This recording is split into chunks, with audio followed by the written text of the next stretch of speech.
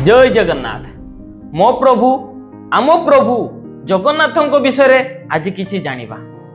सबु बेले श्रद्धालु माने सबु जगार मंदिर को देवादेवी को दर्शन करने पई जाइथान।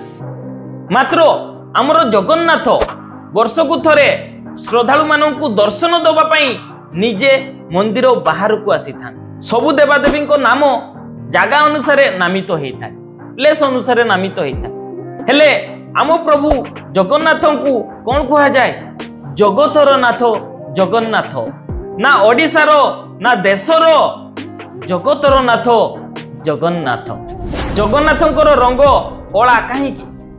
विज्ञान कहूची जो वस्तु समस्त रंग को शोषित करनिए से वस्तुटी कला देखा जाए।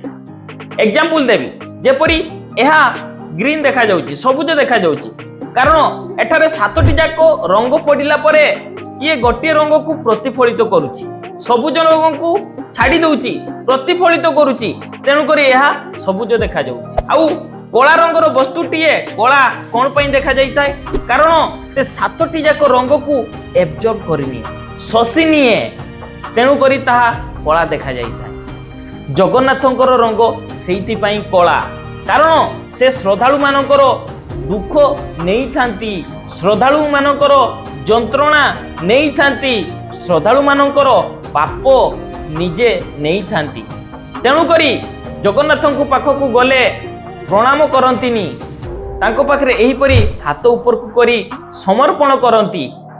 हे प्रभु आपन को पाखरे समर्पण करूची, मोर दुख नहीं जानतु, मोर जंत्रणा नहीं जानतु, मोर पाप नहीं जानतु। जगन्नाथंकर रंग कला होता है, कारण से श्रद्धालु मानकर सबु किछि नहीं थांती, दुख जंत्रणा पाप सबु किछि निजे नहीं थांती। जगन्नाथंकर विग्रह को दारु ब्रह्म बोली कहा जाए। विग्रह अर्थात प्रतिमा मूर्ति। जगन्नाथंकर विग्रह जेहेतु काठरे तैयारी, तेणु करी तांको दारु ब्रह्म बोली कहा जाए।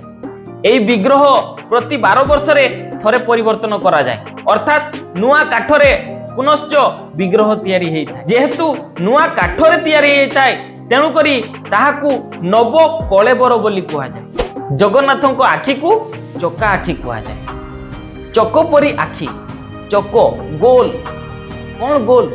पृथ्वी गोल।